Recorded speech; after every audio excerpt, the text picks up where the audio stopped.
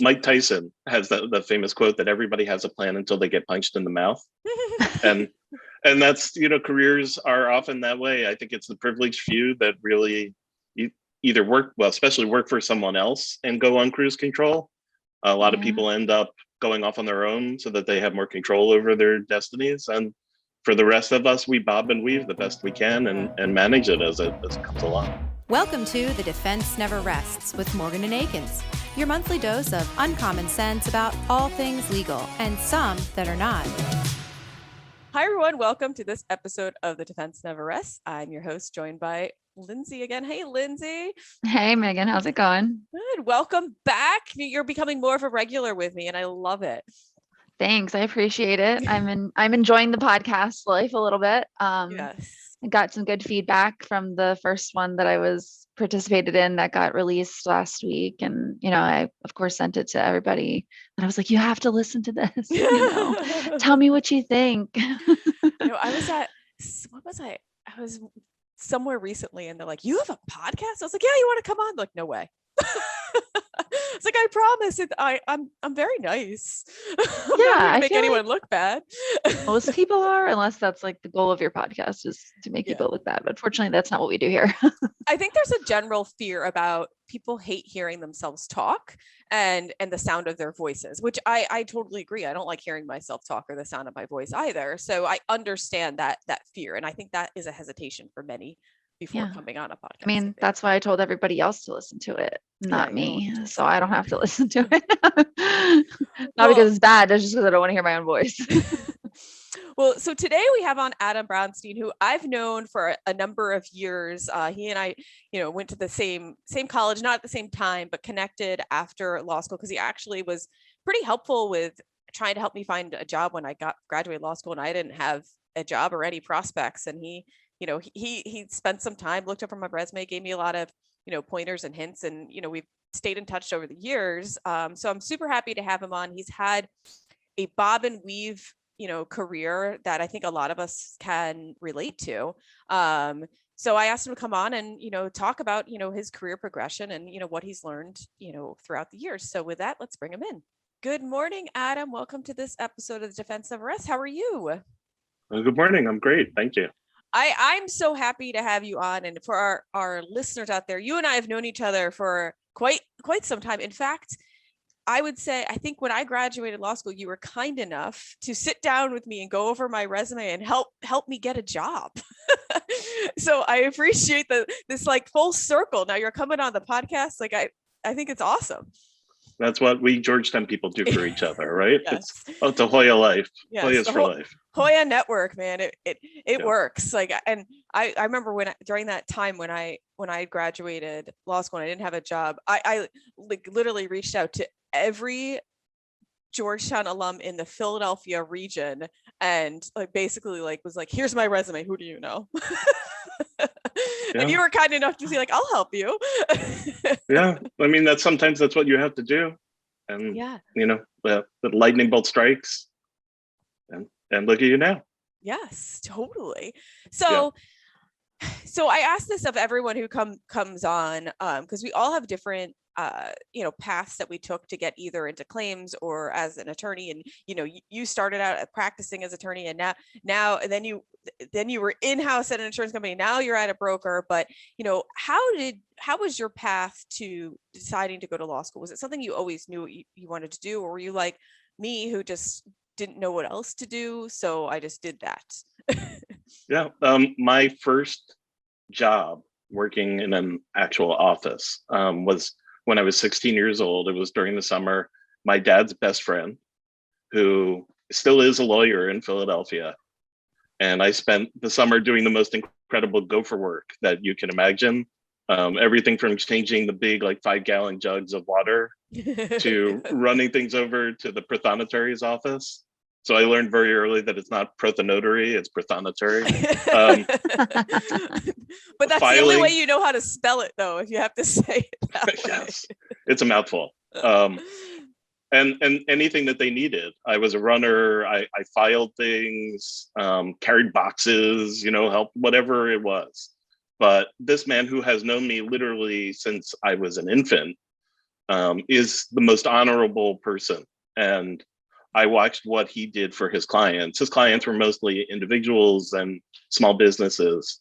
And I just had such an amazing respect for him and the work that he did and the effort that he made. And I think I kind of fell in love with law at a very early age, maybe. At that point, my father was a CPA, so he was not an attorney, although my sister is also an attorney. We both ended up in the field doing something totally different. But and then I was a history Spanish dual major at Georgetown, which means either you're teaching most likely or maybe law school. So it just ended up that way. And I ended up going to GW, which was 10 blocks away from, or 15 blocks away from where we went to school. So yeah. I did take a pit stop at GW too for grad school. It's like the natural pit stop. Like, can't go too far away. Yeah. The dean, my acceptance letter had a handwritten note from the dean saying, "Hey, come stop by, sometime." But for anyone who's not familiar, like Georgetown is on this like hilltop, and then like pretty much like a mile and a half down the street is GW in the like more of the center of DC, with an actual metro stop, whereas Georgetown didn't have one, but you could walk there. Yep. It was a tale of two cities, because at Georgetown, both of us would have lived on campus or immediately right off campus. And at GW, I lived in the Virginia suburbs. I took the metro into school every day. So it was just like I was living in the same city. And as you know, I probably worked 20 hours a day between school and homework and putting index, of all my notes and getting my outline ready. So it was like a completely different life than what I'd had as an undergrad. Yeah. And that's to totally digress into DC living, but and like I remember in undergrad, like anyone who lived in Virginia, like, oh, you live so far away, and then but then once you graduated, it was like, oh well, that's the most affordable place to live, and it was only a 2 metro stops, away from everything, so it made perfect sense. But in college, it was like, oh, they live in Virginia, like we can't go hang out at their place. I did a stint in world. DC myself, and I found that the hardest thing was going underground into the metro and then like popping up someplace else. And I did not have any concept of where I was geographically when I came up on the other side. I mean, I knew where I was going to come up back out of the metro, but if you had asked me if that was north, south, east, or west from where I started, I was like, I don't know. I'm here. Follow the map.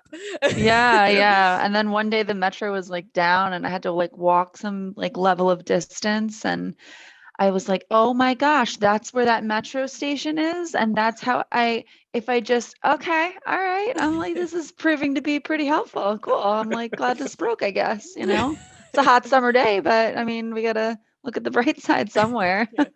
Only humidity only at like 92%. Balmy. Yeah. So anyway, so you go to GW, and did you have a plan for after graduation, or have an idea of what area of law you wanted to go into, or did you kind of fall into something based on what was going on in the economy and the world at that time? Yeah, I think when I went in, I was open, almost like an undeclared major in the undergrad, and thought that the classes probably would help me figure out exactly where I wanted to go. And I had the typical first year. Second year, I worked at the Department of Justice during school, got credit for it, but in an area of the law that ended up, it was basically like EEOC type of work. And I love the people I work with. I'm still friends with some of them at this point, but it was not what I think ultimately I wanted to do for my career. And I applied to a slew of firms for summer work and was hired in between my second and third year by a long-standing, like back to the 1940s, communications boutique firm. And so they did all aspects of communications law, FCC, obviously, but also patent and trademark office.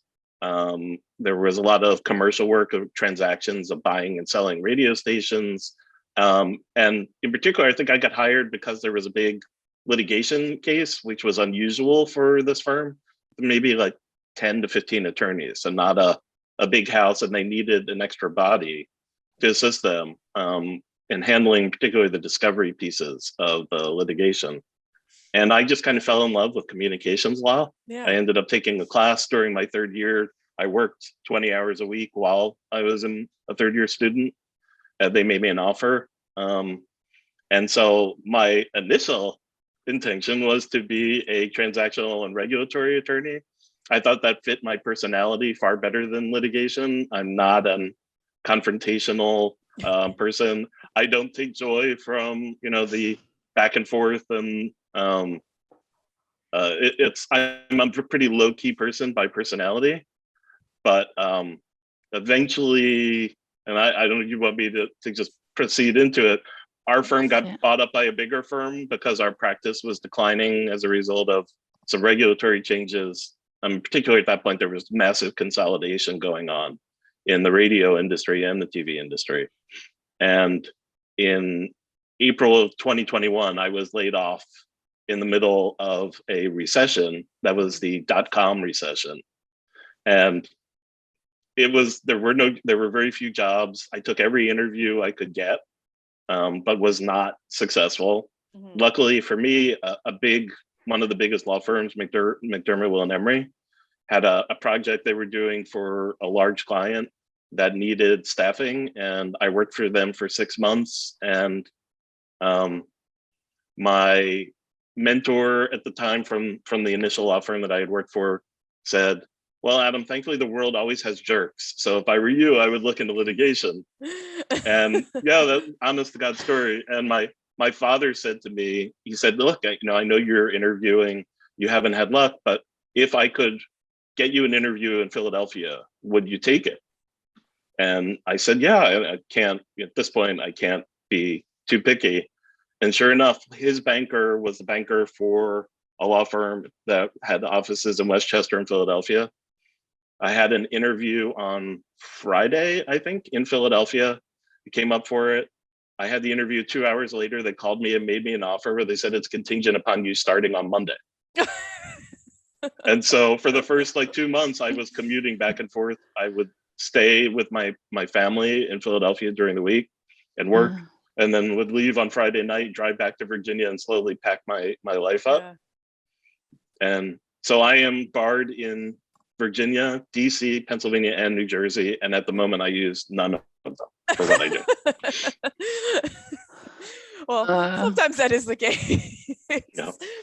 But it's amazing how those things work too, because I was in a similar situation as you, and I graduated law school in a downturn in the 2027 crash, and I originally wanted to do real estate transactional work, and that was just not happening in 2007. So I had to do the same thing, to do the contract work for some time, and thank God for that stuff, though. Yeah. It helped because I needed to make money. Those loans, I had to start paying my loans back. So, yeah. Those weren't going away. But I don't know about the environment that you were in, but the one that I was in, I was thankful to have something that I could bring in money, but it was the most depressing work I could have ever done. It was like you're in a room with 100 people, Yeah. It was just terrible. Everyone was miserable, but it served a purpose. I was just gonna say, I feel like my legal career started out completely accidentally. There was zero really intentional happening there, and I feel but it started out with working with somebody who was very feisty, I guess is the best way to say it.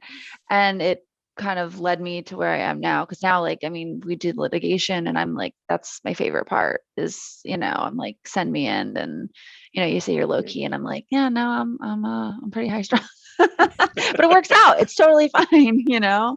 But it's funny how listening to you guys tell your stories about the way that this happens. And I know I'm a little bit younger and behind, haven't been practicing as long, but the way that it all seems to kind of move you towards where you are now. And I love hearing everybody's lawyer origin stories.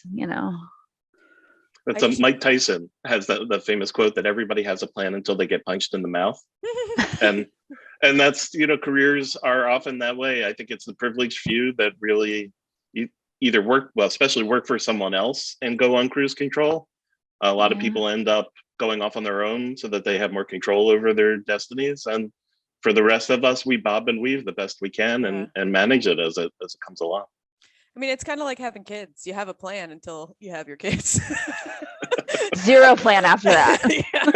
Like I plan to have them, and now like it's not up to me anymore. Yeah. Yeah. So you were at that first firm for a while, and then you pivoted. You moved on from there. So how did your career path kind of travel until you eventually you got to inside the insurance industry?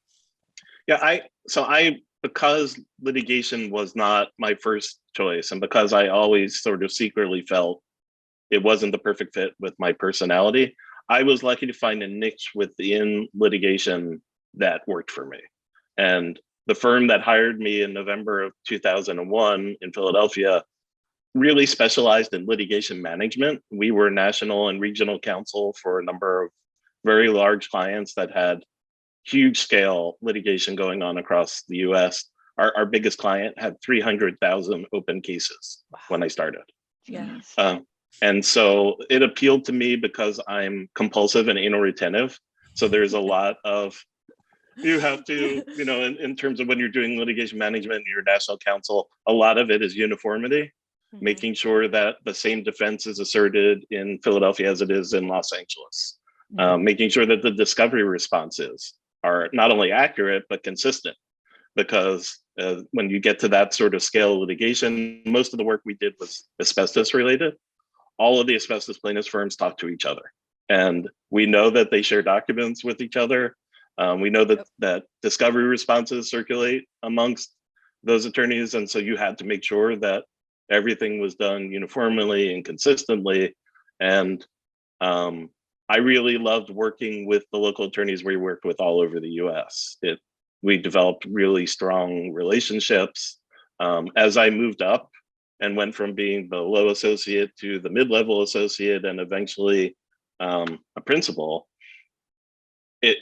those relationships became like almost like a personal, like a deep friendship. And people learned from being, who's this guy? I see his name on emails, et cetera, to I know that Adam's answered 500 sets of discovery for this client, and nobody is going to know the answer better than him.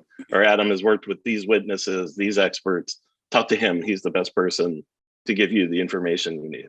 And I loved it. I really found occasionally I had more local litigation where I was the actual attorney and I was taking the depositions and filing the motions and everything else. But I found that one little subset within litigation that really worked for me.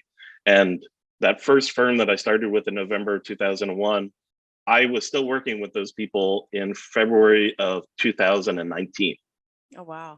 Yeah, I did one attempt in 2005 to leave and went to, and I think most of us who have not been with one firm an entire time, I walked in on day one and said, oh no, what mistake have I made? It was, yes, I think most of us have come across those places, whether we work at them or we know people who work there. And I was there 3.5 months. I never unpacked my boxes. Yeah. And when I gave my letter of resignation to the managing partner, he said, I kind of figured you weren't staying when you never unpacked your stuff. Makes sense. Yeah. Well, or you could be like me. I was always paranoid, like, well, if I hang stuff on the wall, as soon as I do, I'm going to get fired. Like, I always had that like fear in my head, like, well, I can't get too comfortable. Yeah. No, I mean, I was there 3.5 months, and I think something like 4 attorneys left in a law firm of like 10 people. It was nuts. Yeah, it's always, I think it's important to sometimes tell those stories because I feel like a lot of people think that you get into a law firm or a job or position, and that's like it. And you have to either I don't know, like pay your dues or do your time, whatever it is, in this like jail sentence for whatever period of time it may be, you know. And people don't realize, like, you know, you don't actually have to do that. Like if you find something else, or if you're comfortable leaving for whatever reason, like, you know, you're not actually stuck there. And I always like hearing stories like that, you know. So But it's scary too, though, especially it's like terrifying. coming from like and like coming from like a similar background that, like, you know, we've had, like Adam and I've had, like, you're like, well, but like it took me so long to like get, Yeah. you know, a job, and then I was secure in this one area, and then I at this one firm, and then I took a chance, and like if I leave here, am I going to be then floating for a while? And I mean, sometimes that's okay, but I mean, it's scary, especially if you have, you know, as we grow older, obviously we have more expenses and responsibilities, and it's not the Yeah. same as when you're, you know, 23 years old, you know, and have less on your plate. Yeah. But you know, one thing I wanted to talk about, though, because Adam, when you and I were talking on the phone, though, you were sharing a story about a particular mentor that you had along the way, and you spoke very highly of this person. And I wanted just to touch on the importance of mentors in, you know, in career progression, as well as in our professional development, and how like influential they can be. And you don't need to, if you're welcome to name drop, but you don't need to name drop the person if you don't want to. But I think you had shared so eloquently, and so like you just had so many great things to say about this person and how influential they were on your career progression. I didn't want to like skip on over that. Yeah, I think I've been very lucky because I've come across, even in situations that weren't ideal for me personally, wonderful people, and people who have lit a candle for me to help show me the way. Sometimes I mentioned working at McDermott, Will and Emery in Washington, D.C.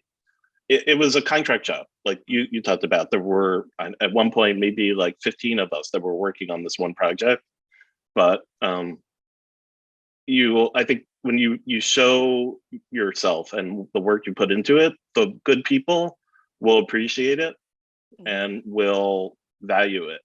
And the managing partner that was handling that project at McDermott, Will and Emery was the reference that got me that job in Philadelphia, my first job.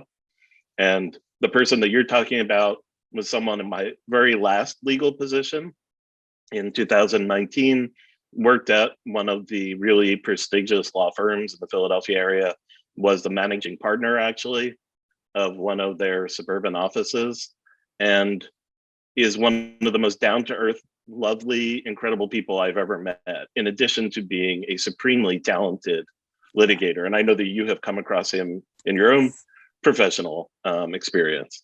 And skipping ahead in my career progression, when I left my longtime firm, the firm that the group of people, we had passed through 3 firms, but as a group.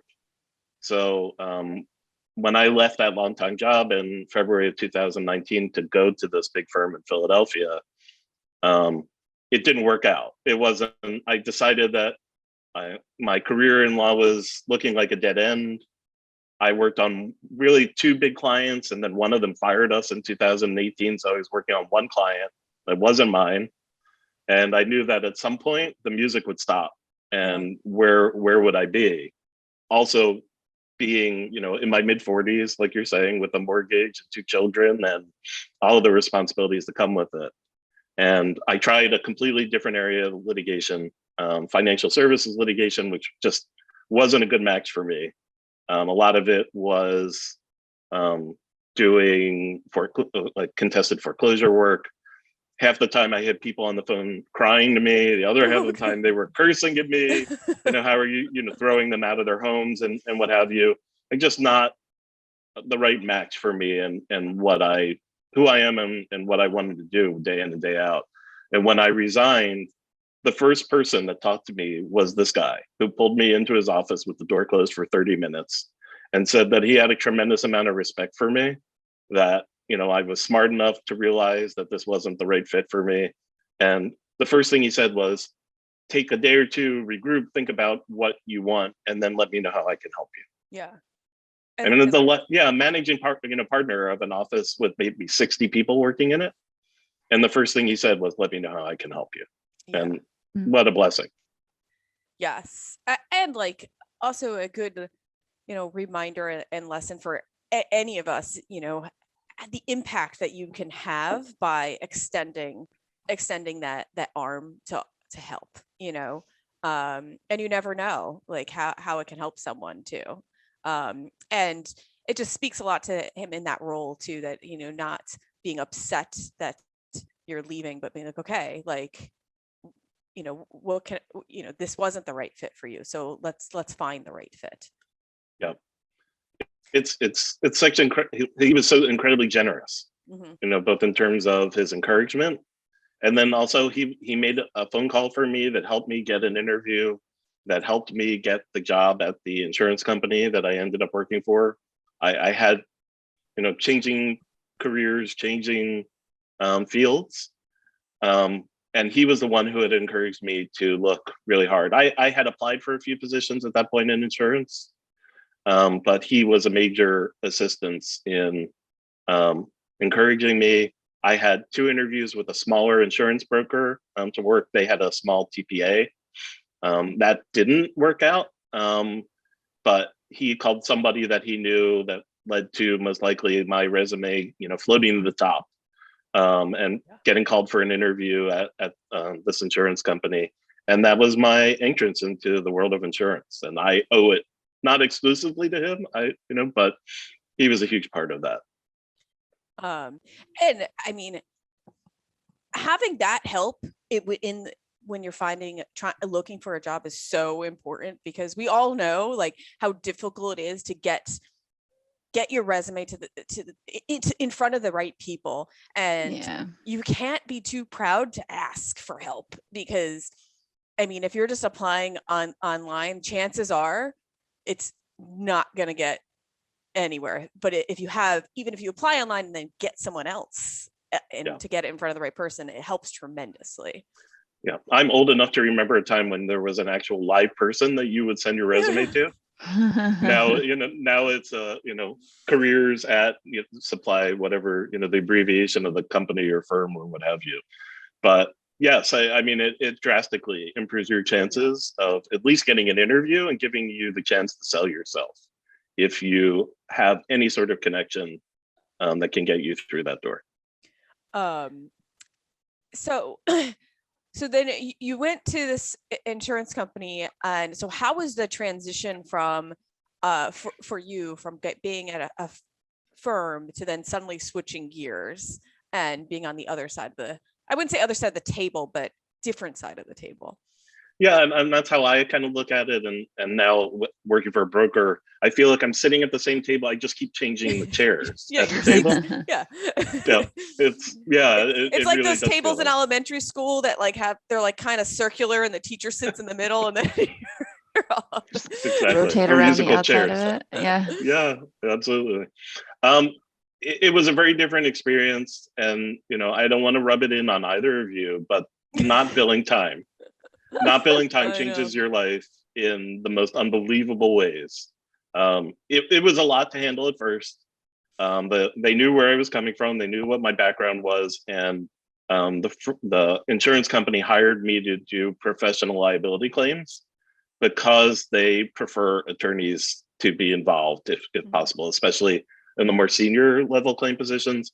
Having litigated all over the US because I did national counsel work, I know what a case looks like in Missouri. I know what a case looks like in Madison County, Illinois, or Los Angeles County. And that, when you work for a national insurance company, really could be a benefit. Yeah. I will tell you that the first week I was handed a stack like yay big of insurance policies and told, go home and read these. And I'm trying to think, I think the first 2 days were purely training. And then starting on day 3 or 4, I got a couple new claims assigned to me every day. And I ramped up on claims that were pre-existing that had belonged to other adjusters who had left. And by the end of maybe the second week, I was up to 60, 70 claims. Yeah. And unfortunately for me, I wonder if I'd still be working as an adjuster at this point if the pandemic hadn't started. That was my 6th week. Yeah. So I started in mid to late January of 2020, and on the Thursday, the CEO sent out everyone at the company an email. We all had laptops. He said, "You take your laptops home. Let's test this tomorrow and see how we do working remotely." And I think around 2 or 2:30 in the afternoon, we got an email that said, "Congratulations, you are all now remote workers." I had a very similar experience. Yeah, So, I mean, of course, none of us knew what was going to happen, and even our Yeah. children were told, at school it'd be 2 weeks, Mhm. and life threw us all a curveball at that point. But I got most of my training remotely and learned on the job. I have wonderful people in my group that I worked with. That's why I say I wonder if things would have been different sitting across the aisle from them and being able to lean my head over and say, "Hey, what do you think if I do this? Or should I call this person?" And how that would have maybe changed the experience. But I think at my peak, I was handling 230 open claim files, somewhere in that neighborhood. My colleague had over 300. Yeah. Claims, unfortunately, I think it's only accelerated over the last 2 years. We see it a lot as brokers. There's a lot of turnover. There are a lot of people leaving the claim side. So I deal every day with adjusters who I can tell are overwhelmed with what they're trying to handle. And even when I'm advocating on behalf of one of our clients now, I always do it in a respectful and gentle way, because I have so much respect for the people in the claims side in insurance companies, because right now it's just a crushing load. And so do you think that's why we're seeing that big turnover, is because of the workload that's expected of a lot of claims adjusters? I think right now there seems to be a lot of movement within the insurance companies. So someone will go from one department to another insurer's department. I see the same names pop up in a different place. I think that there are people who are experienced who are looking for a better quality of life or better experience. My experience was that I worked directly for one manager within my group, and you're kind of stuck. Like, that's it. There were 3 other managers within our group. Other people had different experiences based on who their managers were. One of the oddities is I mentioned earlier about being compulsive and a little anal retentive perhaps in my life. And I think that the fact that I cared so much about my work and my work product and the kind of experience that our insureds were getting, that I just felt overwhelmed by the end of my time at the insurance company. I felt like I wasn't doing my job adequately enough. And I started to have like small scale panic attacks even. From the scale of the work and just feeling like I couldn't keep up with it. Right, because you have a certain level that you want to service each claim. And when you have that many claims, you can't give it as much attention as probably you felt like it deserves. So then you internally, you probably feel like, I'm not doing everything I should be doing for this particular claim, but you just simply do not have time. Yeah, I think that's kind of the reality in most claims experiences. Maybe I in particular wasn't as well suited to it because I'm a little more high strung and care. Maybe I don't want to make it sound like other people don't care, but yeah, I was so focused on the quality of my work product and the experience that our insureds were having that I find that people who are a little more relaxed and low strung tend to succeed better in those claims positions than I did. Yeah, I envision a lot of like waking up at like 2 or 3 o'clock in the morning in that like sweaty panic. Which there were times in my life when I had a large caseload, I would feel the same way. Like, you just didn't have enough time to give attention to each case. You kind of were just like rushing through that. I would wake up with those panics and like was that filed? Like, or am I late? And like, it was awful. Like having a smaller caseload or having, associates help me out makes it a lot easier, because you're like, things are taken care of, and you're only one person. Yeah.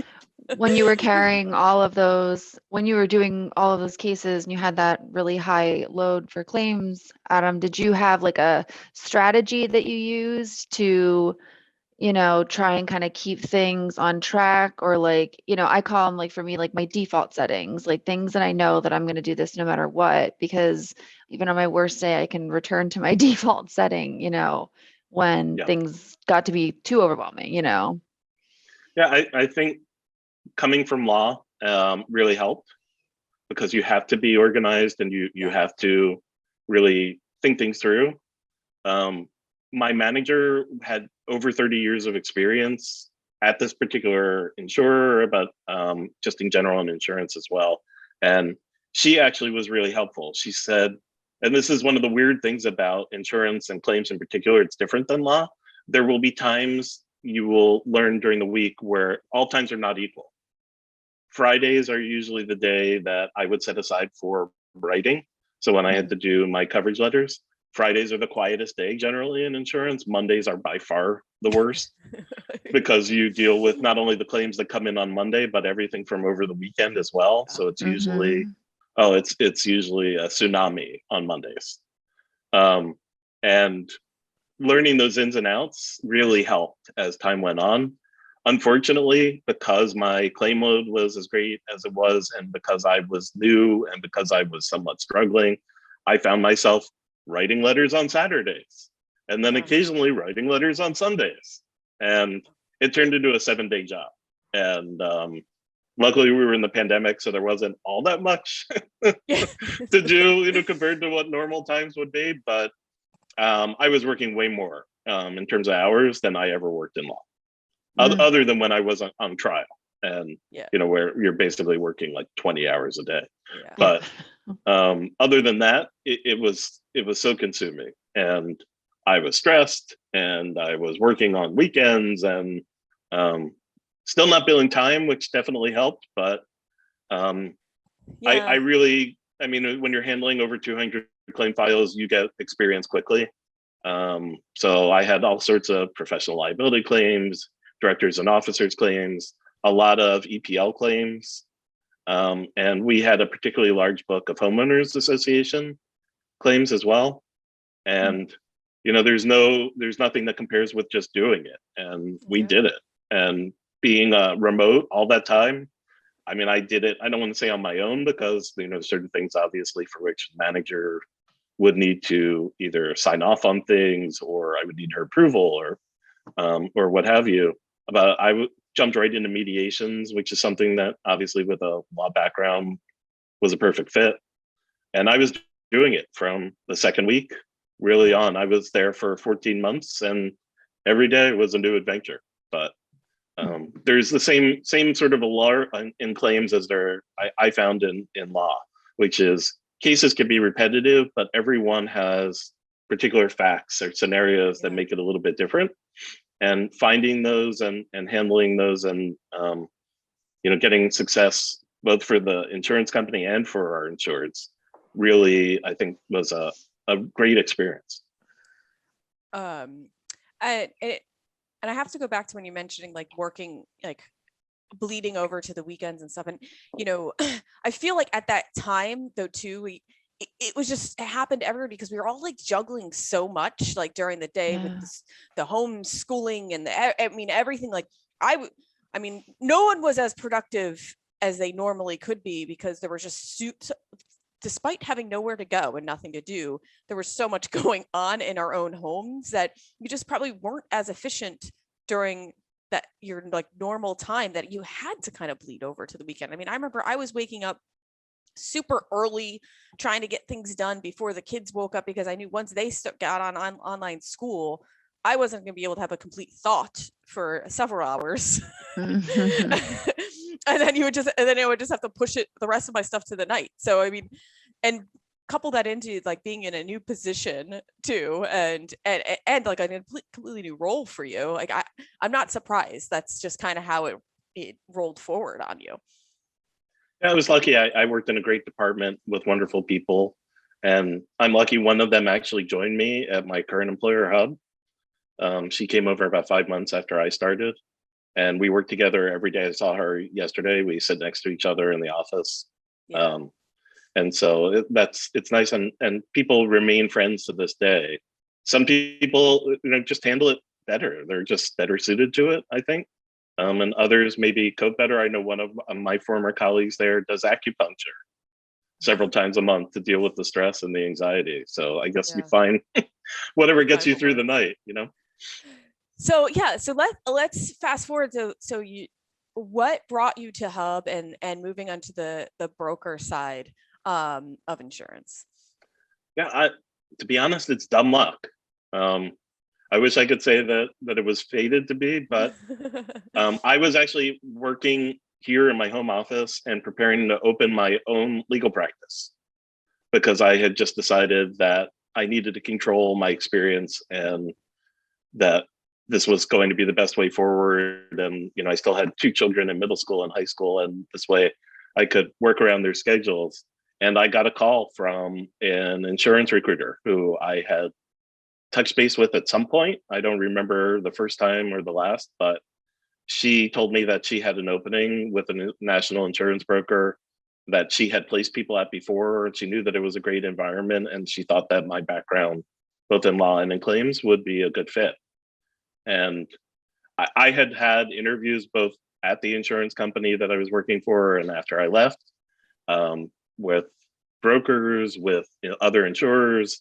None of them really clicked, unfortunately. Some of them got to be final round interviews. I know one company told me they were going to hire me and then just never did. Right. That makes you feel good. Yes. It's always something. Not for the faint of heart.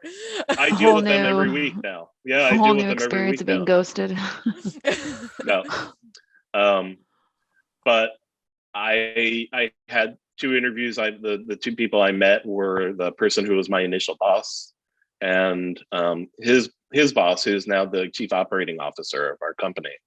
And I could tell that there was just something different about them, and there was a real humanity to them, in addition to their being experienced professionals. Both of them are attorneys. Both of them started and had brief careers in law, and now much more extensive experience in the insurance, both at carriers and at brokers. And it turned out to be, I thought I was being hired to be one of 6 people on our team. And now here I am, it's 14 months later, and I'm the dedicated number 2 to my boss. Yeah, awesome. Yeah, I haven't, my title hasn't changed, but like they've looked after me. They've told me they want me to be part of the future of the company. They want me to stay for a long time.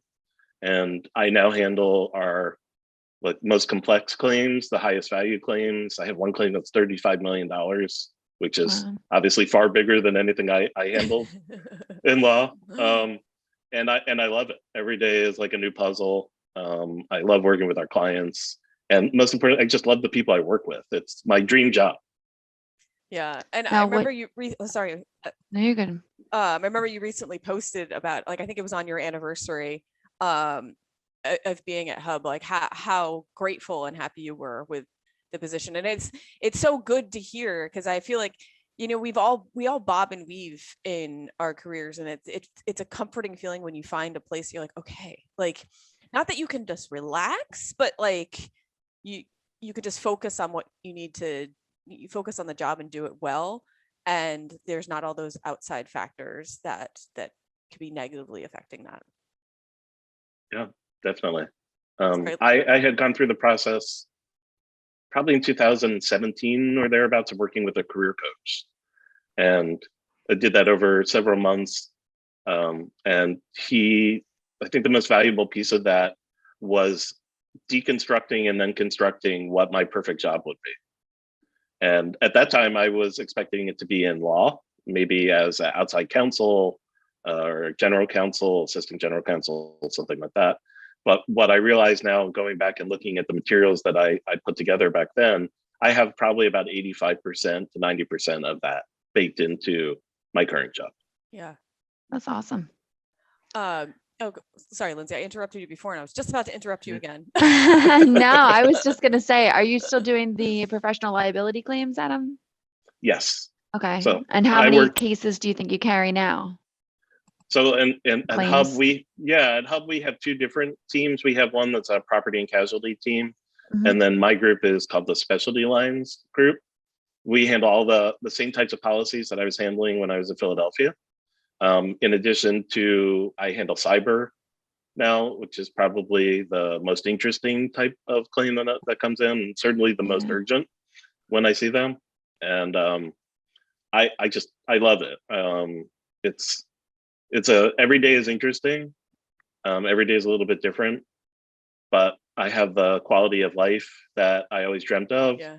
When I switched things up and moved into insurance, my first job, I was making about 50% less than I made in my prime in law.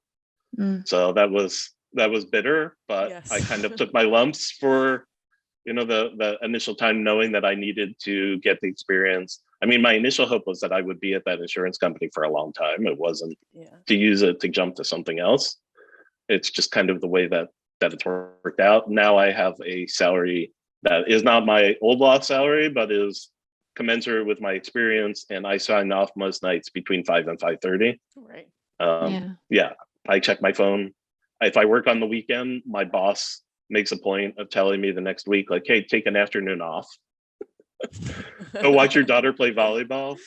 Things that you just didn't hear in law. Yeah. Yeah. I do think some of that culture is changing a little bit, or at least I don't know. I don't feel it here, but I'm hopeful that it's changing overall. That there is more of a push for balance. I mean, it's never perfect, especially on the at the firm side, because you always have those billables, and they're always there, and they're not changing.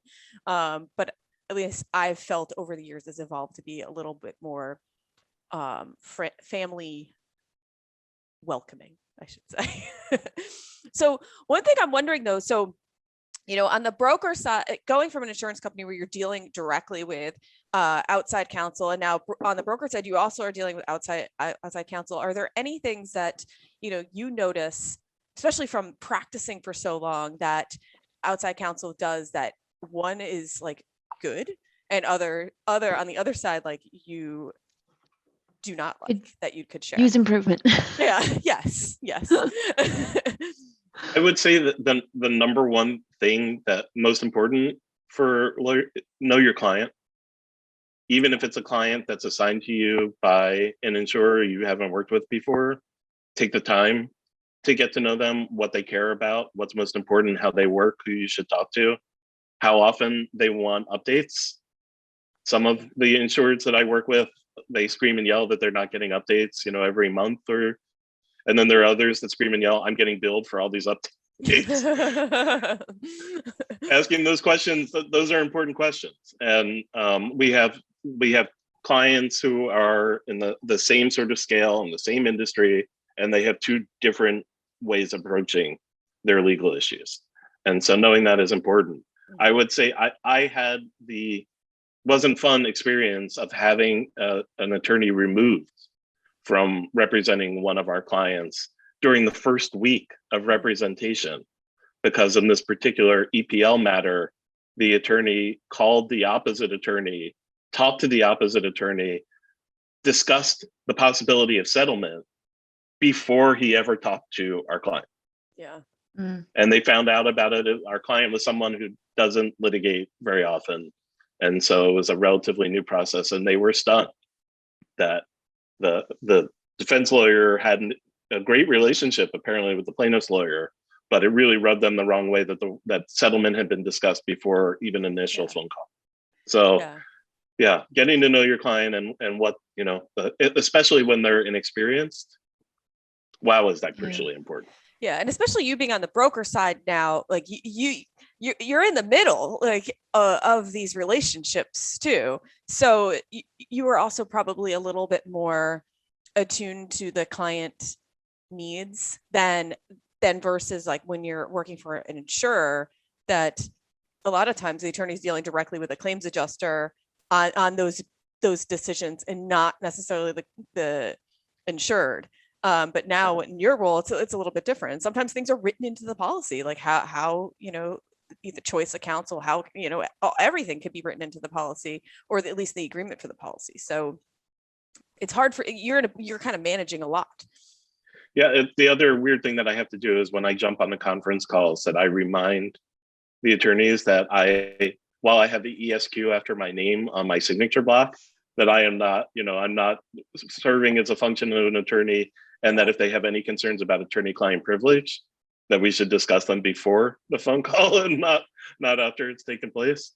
That's a little bit different, but most of the time that's not an issue due to the joint defense privilege and otherwise. I think there are certain states where the attorneys tend to worry about that a little bit more, but I work with attorneys on a daily basis. I work with adjusters who are attorneys on a daily basis. Oh, I was just going to say, so you said that your cyber claims were some of your most interesting claims that you handled. Why do you find them to be so interesting then? One, there's an urgency to them. Not that every claim isn't urgent, but literally we stop everything that we're doing when a cyber claim comes in. I think the interesting part, quite honestly, is working with our clients, the insureds. Cyber coverage is different than any other coverage that we offer. And the way that the coverage is set up is different than any other. I know that there's one major carrier that we write a lot of our cyber policies through, and they have right in the declarations that you are welcome to use your own vendors, but if you do, your retention will go from A to A plus significant thousands of dollars, and your limits will decrease, including the aggregate limit. Your per claim and aggregate limits will decrease. And we now actually have talking points that we're working on for clients so that whenever the first conversation takes place, we talk about vendors. We talk about the need to consult with the people at the carrier before retaining anyone, and not to run up large invoices with outside vendors that end up being eaten, most likely, because it's such a crucial thing to follow the terms of the policy and the vendor experience that the carrier has. Yeah.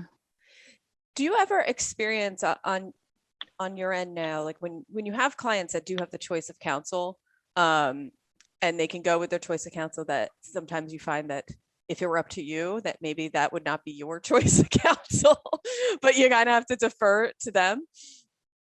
Yeah, in particular, I think we have a very robust community association book, and I work with some really large companies, especially in New York metropolitan area, on that. We see people's names, but it's all about being professional, understanding the person's strengths and weaknesses, and somehow, making sure that everything gets covered.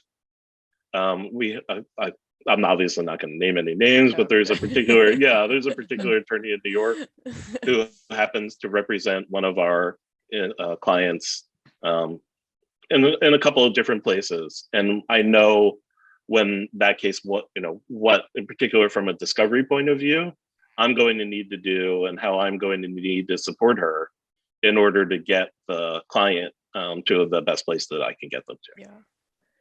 One thing I do need to comment on about New York practice, though, is what I've found, like if you're in the boroughs, having counsel that is also in the boroughs, it makes a big difference, because it's just the New York practice there is so much different than the rest of the state.